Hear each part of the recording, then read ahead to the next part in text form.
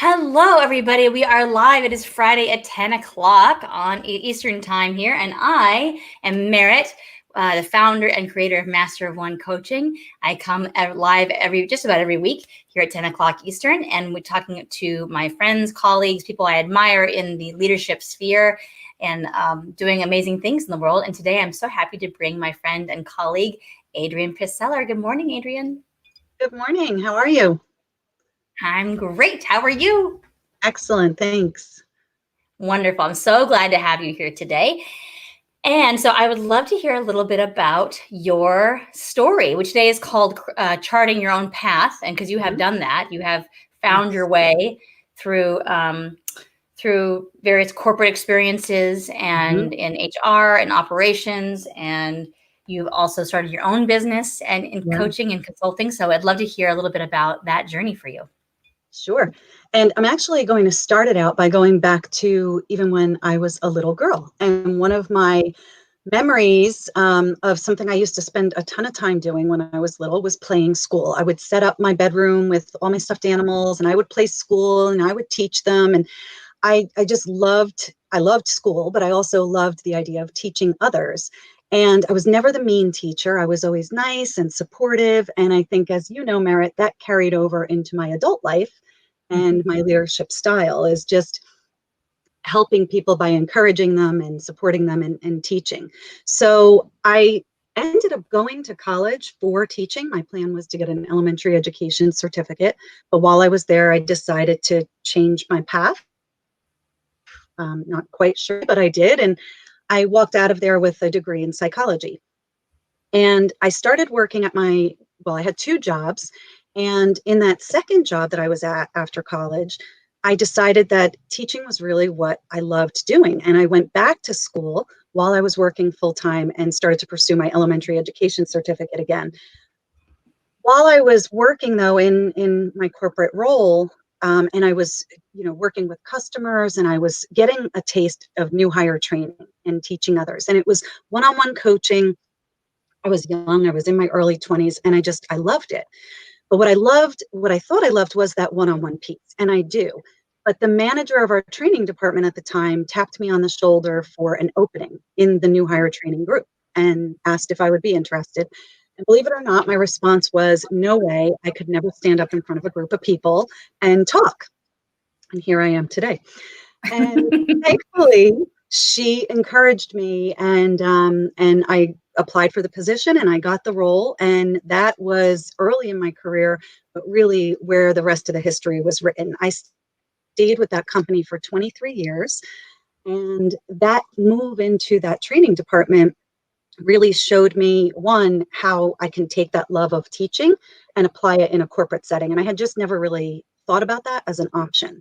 And it also expanded my interest beyond education and into leadership. And that person who tapped me was one of the first examples that I remember of the powerful impact that a leader has, of challenging you to think differently for yourself, kind of see something in you that maybe you didn't even see in yourself.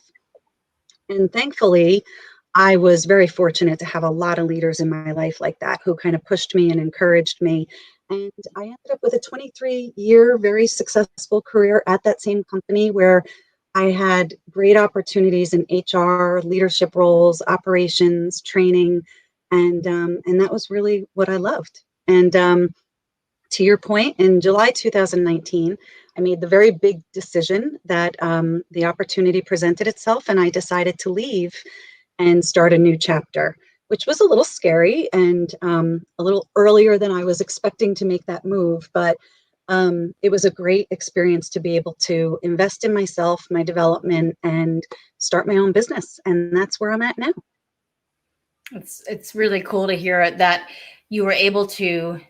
Well, first of all, I hear a couple of things. One is that someone identified something in you that you weren't aware of that was in yourself. So that is, and to be able to, and you were like initially like, no way, right?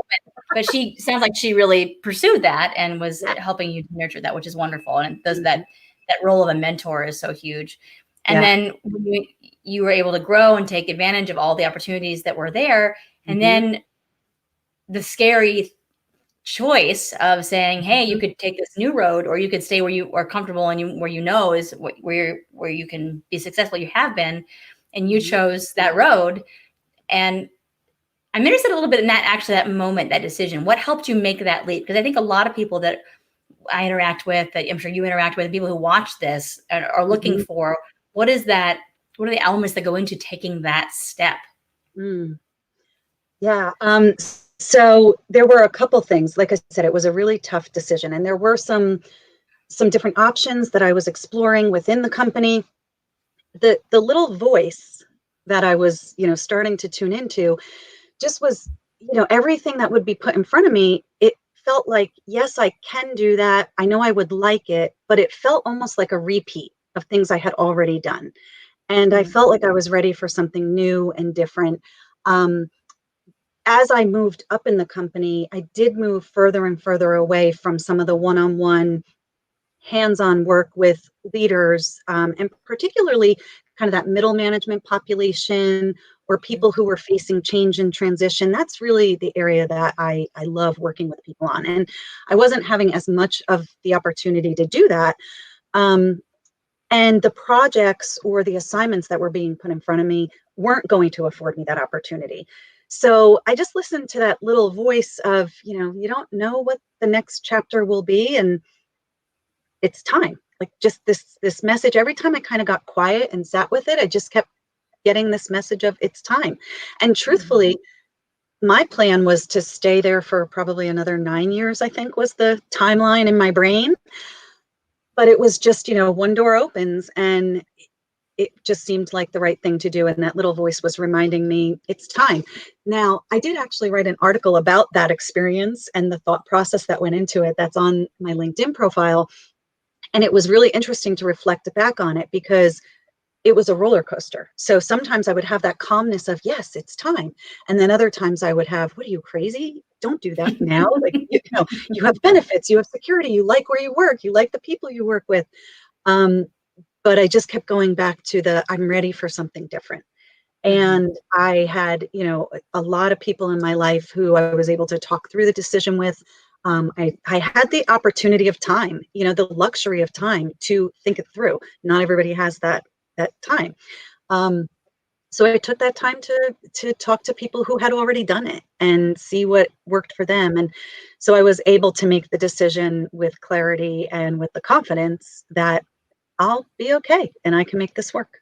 And I also knew, um, that for me, commuting was, certainly a big element of my day. And I had a teenage daughter at the time. I still have a teenage daughter. She was younger at that time. And I wasn't around as much as I wanted to be. And so that played into the decision as well, that time was fleeting, and that this would afford me the opportunity to be home with her more. Yeah. Yeah, I was going to mention that too, that you are a mom, and you have Yeah. you're married, and you have your mom is local too. Hmm. So you have family around you, and a lot of your community. You're connected with your community. You have a a network around you where you are really engaged, and there are responsibilities that come with that too, right? Yeah. A lot of times, I'm sure you hear this too. A lot of times, I hear people say, "I want to make this big transition, but what about all my responsibilities? Yeah. And I'm not 22 anymore, and footloose and fancy free." And so I Hmm. think it's really important what you said of, I was able to talk through it with some people who are my Yeah. stakeholders, essentially, right? I was Hmm. able to connect with them and not necessarily get their, like, what they want, like, because everybody wants something different, right? I'm sure you Yeah. got that too. And what are you nuts? Hmm. You probably got that too. Yeah. Did you get some Yeah. of that? What are you nuts? Exactly. Oh yeah, Yeah. absolutely. Um, They get scared for me. Yes. right, right, right, sure. Yeah. And they all do that, because of, usually they think it's in your own best interest, usually, but frankly, it reflects their own fear, right? Because Mm-hmm. which is not it's not a condemnation. It's just how we're Yeah. wired. So getting quiet and listening to that little voice inside you, I talk a lot about that too with my clients in my boot camp this week too, about that little voice, like Yeah.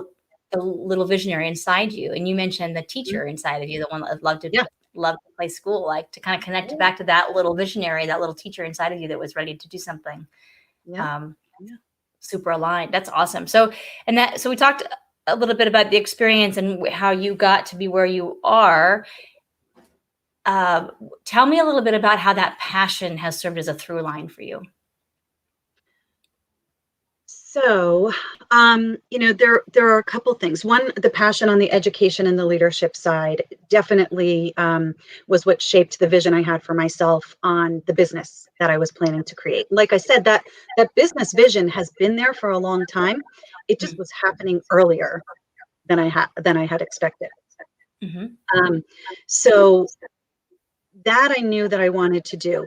The other passion that started to emerge more was this idea of, why do we all walk around so stressed out all the time, and running after the next day, and each day blends to the next, and this idea of burnout and busy and stressed out is a badge of honor. And so that became a bit of a passion of mine of, what, maybe I don't have to live like this. And I mentioned the quiet voice inside of me, but I'm also going to credit my daughter with something she said. This was the loud voice outside of me, where one particular day, after rushing to pick her up from somewhere in a busy commute, and I picked her up and we grabbed takeout dinner, and I was just sitting there exhausted and thinking about all the stuff I still had to get to. So I wasn't 100% present with her either. And I said to her, it won't always be like this. I won't always be this busy and stretched. And and I shared with her this vision of my own business and what I wanted to do. And I said, that's, about, at that point, it was about 10 years out. And she said, well, why would you wait? Because I'm going to be all grown up by then. Oh, right. So heartstrings, but also I thought, oh my gosh, she's so right. And that was right at the beginning of this journey of needing to make the decision of where I was going to take my career with my company, because we were going through a restructure. So that outward voice or outside voice definitely played in as I was making the decision as well. And it created a bit of that passion for me of, why do we always live this busy, busy, stressed out life that we're not present in what we have right in front of us? So that's one area of passion. And the other is, throughout my career, I have sometimes struggled with the fine line of being firm and assertive and holding people accountable as a leader, and this element of being viewed as a kind and nice person, which sometimes was equated as being weak. And so I also have passion in showing that leaders can be kind and hold people accountable and get results, that the two are not separate things. And I'm actually really encouraged by the increasing focus on human leadership and empathetic leadership, and seeing a shift in general leadership. So for me, that's something I've always had a lot of passion around. And I am so happy to see that there's this blank canvas to just make that happen in the world. So, yeah. I know that you've talked about that with me about, sort of the contrast between companies you worked with in the past and companies you're working with now. mm-hmm. And also, you and I, full disclosure, are we know each other for we know each other because you were referred to me by Mm-hmm. a mutual friend Yeah. and colleague, and so you and I worked together for the last year, and now you're going out on your own. Yeah. I say that I've graduated. You graduated from merit. But also, you are a trained coach from IPEC, which is the same organization that I trained with, and we love. Shout out to IPEC. Yes, shout out. And that's a big thrust of what they train Mm-hmm. us. Is that compassionate leadership, that collaboration versus competition, that that the old model of power over versus power with and power for. Mm-hmm. And how, so it's cool that you are seeing that shift out there in the bigger corporations that you're working with. I think that's really inspiring and heartening to me and those of us who are doing sort of, the movement that's happening, right? That you're seeing it because you're working with some pretty high level companies, which is wonderful. Yeah. And so let's see, I was going to ask you about the impact that you have sort of envisioned yourself having, and not just in your work, but in your life, and how that passion for leadership and kindness and compassion, how that ties into the impact that you want to, the legacy that you're leaving. Yeah. So, as you mentioned, my company name is AYB Consulting. And Mhm. AYB is an acronym that stands for At Your Best. So my business is built on helping people kind of get clear on what they view as their best, who is their best self, and how close are they operating to it today. And then to help them get there. I truly believe that people can create their future.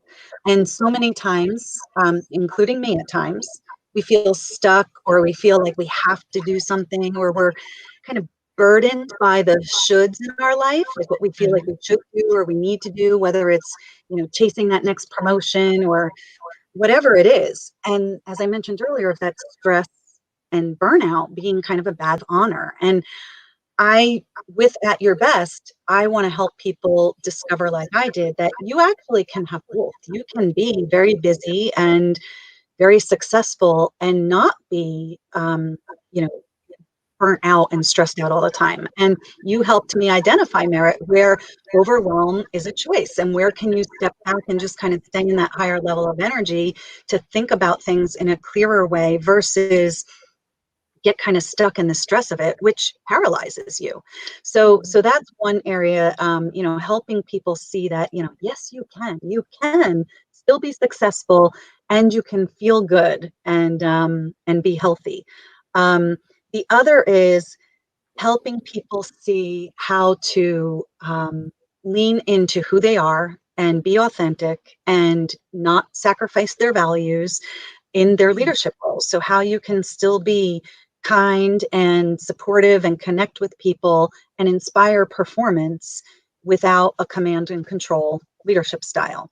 So, using more of a collaborative and partnership leadership style that coaches and engages people to get results. And that's my authentic leadership style. And I'm passionate about having more of that leadership in business and other settings.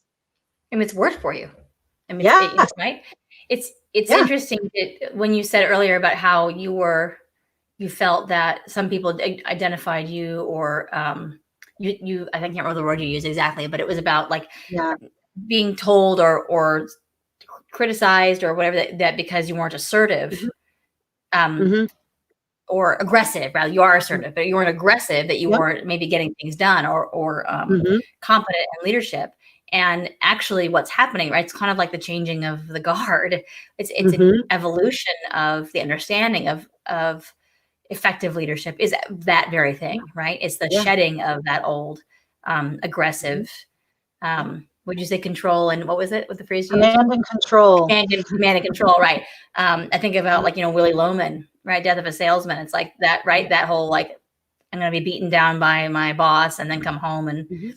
wonder if I'm a good person or Yeah. and bringing our full selves, Mhm. our our full holistic selves into leadership and to work so that other people can have permission to do the same.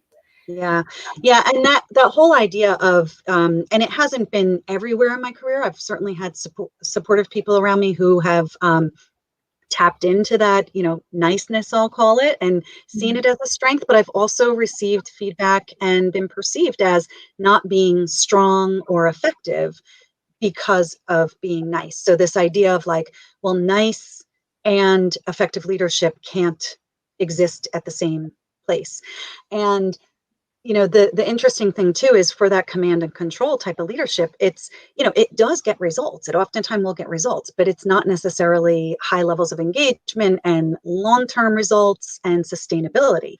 And so I do try to help people see that you can actually get results and have more sustainability. But back to your question too about my legacy, for me, I want to know that I made a difference for people.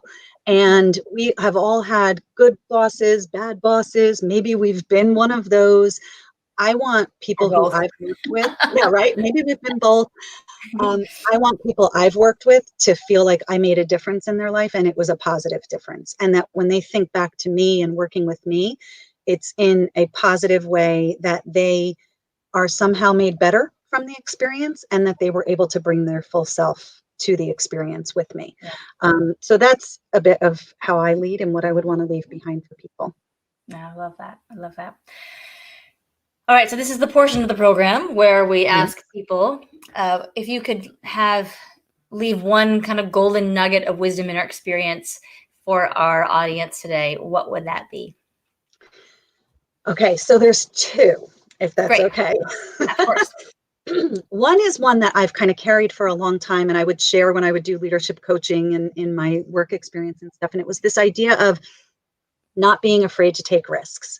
Because if you asked me in my early 20s when I started that career, or when that first manager tapped me on the shoulder and I moved into the training team, if you asked me then where I would be today and what path my career would have taken, I probably would have told you something very different. Hmm. But as I was tapped beyond that first time for different experiences, or experiences that I pursued myself that maybe I didn't know if I was 100% ready for, or maybe I didn't know if I'd even like it, um, it was definitely pushing me to get out of my comfort zone. But if I didn't just say, you know what, let me give it a try and kind of have this take a risk, see what happens. And I sometimes use the question of what's the worst thing that could happen here? And it's usually not as scary as we think it is. So that Yeah. idea of don't be afraid to take a risk and to push yourself to get out of your comfort zone. And that's been one that I've carried with me for a long time. The other, though, that I think in the last probably 3 years, I've started to grow into a little bit more is to follow my gut. I Hmm. think for a long time, I would hear that little quiet voice and I would shut it down, or it would be drowned out by the louder voices around me. And so I have learned to follow my gut a little bit more and to trust myself. And nobody knows what's right for me as much as I know what's right for me. And that was something that I've had some leaders who have really helped me learn to do that more. And role modeled it for me as well. And in that big decision of whether I leave corporate life and go out on my own, I had to listen to that little voice because so many people were talking about, how successful I could still be there, and kind of bringing up the things that were definitely eliciting the fear reaction inside Hmm. of me. But I had to keep going back to what I knew to be true for me and listen to my gut. And there is a quote I wrote down that I just wanted to share that kind of ties to both of those. That is, a bird sitting on a tree is never afraid of the branch breaking because its trust is not in the branch, but in its own wings. And I that's love what it that. really comes down to is take the leap and the net will appear, and listen to what's going on inside. You know what you want for yourself. Yeah. I just got a little quote up here from Lucia. She says she's excited for this live. Thank you, Lucia. Lucia and Alicia, her sister, they're sister CEOs, and they're going to be joining us in a few weeks here as well. Excellent. Appreciate the support, Lucia. Thank you so much. And I also saw Sharon Rosen chime in here. Sharon, thanks for coming. And that's good to see you. I know you also are very much a heart-centered leader, and so is Lucia and Alicia are too. So I know this resonates for a lot of people out there who watch this program. Awesome. And so, Adrienne, thank you so much for sharing all of that. I love that's one of my very favorite quotes. And it's so some of us, I think, and myself included, have really spent a lot of time figuring out if we can trust our own wings, right? And there's Yeah. for whatever reason, and we have a million different reasons for that, infinite reasons for that. Mhm.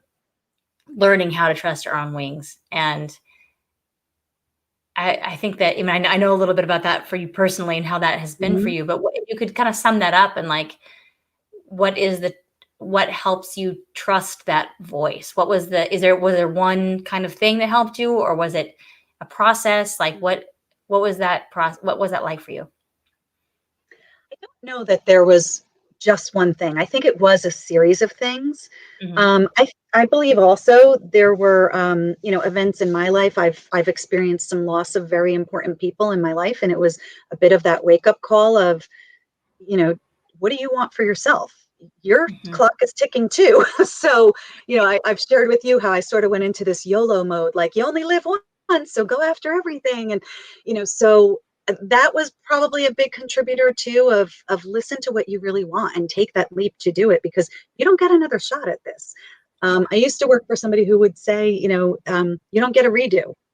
So, As far as we know, anyway. that was a bit of it, was kind of training myself to think, if I never got to do this again, would I have any regrets? Hmm. And the other thing is that idea of like, what's the worst thing that will happen?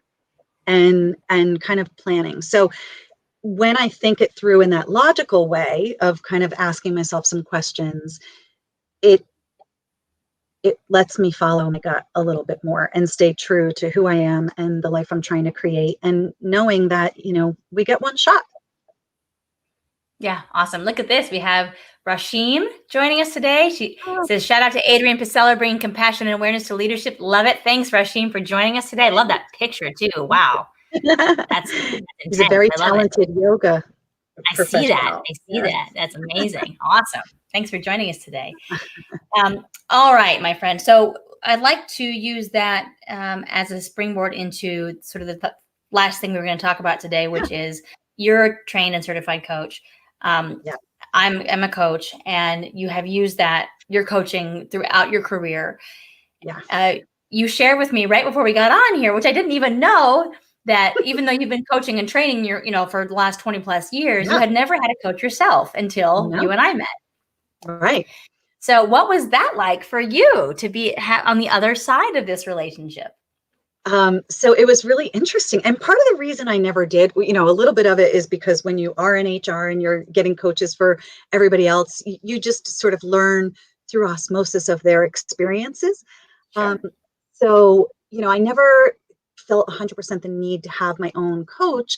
Also, because I did have the benefit of working with great leaders and having great mentors. So I had this network around me of support that was just always tremendous. And you were attaching to Um, the material too. So you had right. exposure to the material all the time. Yeah, sure. That makes Absolutely, sense. Mhm. absolutely. That was definitely that's always been a benefit of being in this type of work, is you grow and Definitely. develop through it as well. Yep. Um, but then I went out on my own, and I would say with that transition, one of the biggest learnings for me was that it can be a little lonely, and you suddenly don't have this team around you or this network as accessible as you do when you're inside the walls of a company. And so I was also embarking on something brand new, starting a business. I knew leadership and coaching, and I was pursuing this additional certificate, but I didn't know how to start and run a business. And so I came to you initially for that help and coaching. And I also at the time was just starting my certification. So I was just starting to scratch the surface on the energy leadership piece.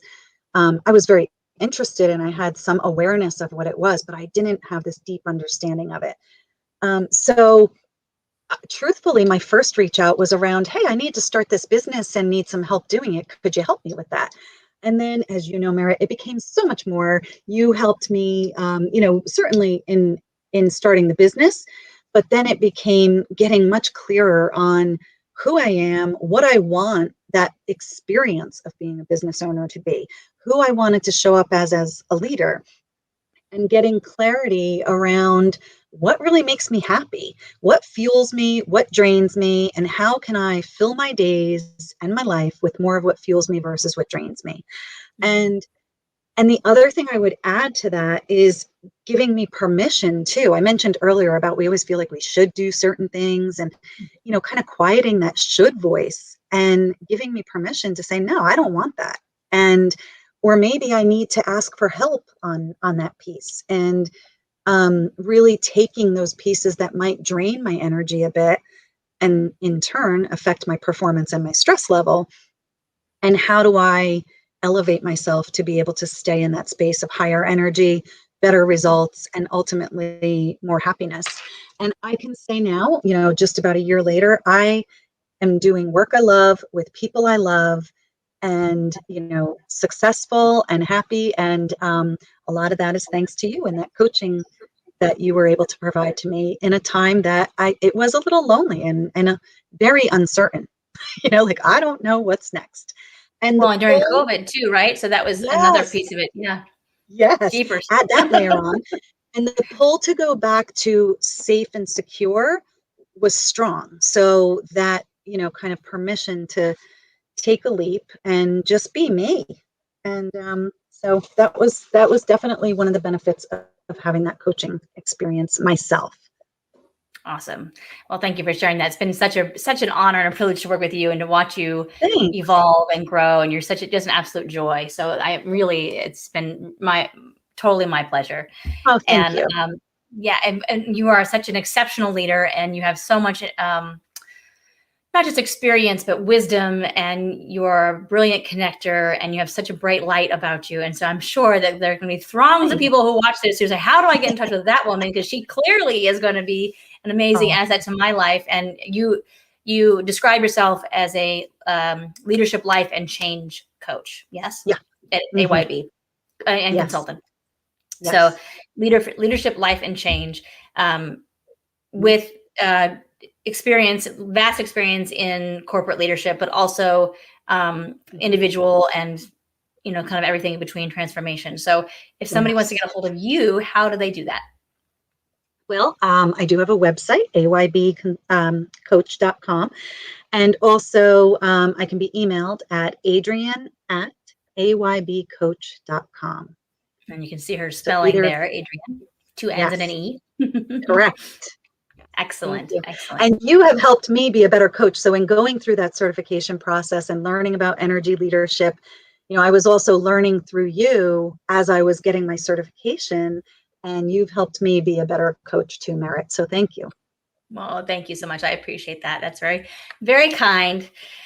All right, my friend. Well, I really appreciate you kind of came on last minute here as we had an opportunity that opened up, and I really appreciate you taking the risk and jumping into it, because I know this is not your total comfort zone, but welcome to the real world of live video.